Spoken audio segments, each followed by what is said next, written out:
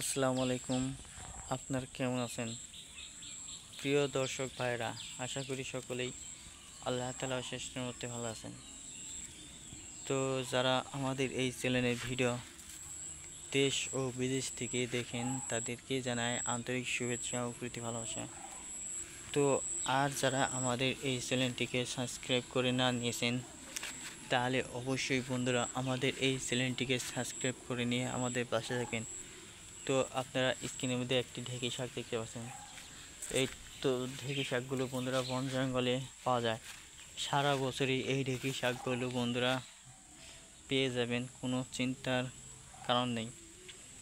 তো অনেকে তো বিভিন্ন ধরনের শাকসবজি খেয়েছে, তো এবার না হয় বন্ধুরা আপনারা এই ঢেঁকি শাকগুলো গ্রামগঞ্জ থেকে সংগ্রহ করে নিয়ে খাওয়ার চেষ্টা করুন। শাক হিসেবে খেতে পারেন, রান্না করে খেতে পারেন, যে কোনো উপায়ে আপনারা এই শাকগুলো খেতে পারেন, কোনো সমস্যা নেই। আপনাদের যার যেটা ইচ্ছা সে অবশ্যই সেইভাবে খাবেন। তো প্রিয় ভাই বন্ধুরা, এই ঢেঁকি শাকের মধ্যে কিন্তু ভিটামিন রয়েছে।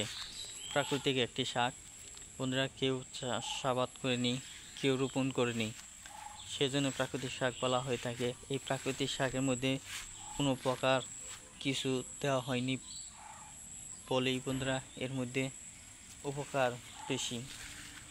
তো ফাইবার রয়েছে যা হজম শক্তি বৃদ্ধি করতে সহায়ক। তো প্রিয় ভাই বন্ধুরা, এই শাকগুলো ভাজি করে খাবেন, সুস্বাদু একটি শাক। তো আপনাদেরকে খাওয়ার জন্য প্রতিদিন আমি পরামর্শ দিচ্ছি। তো ভিডিওটি কেমন লেগেছে তা অবশ্যই কমেন্টের মাধ্যমে জানিয়ে দেবেন।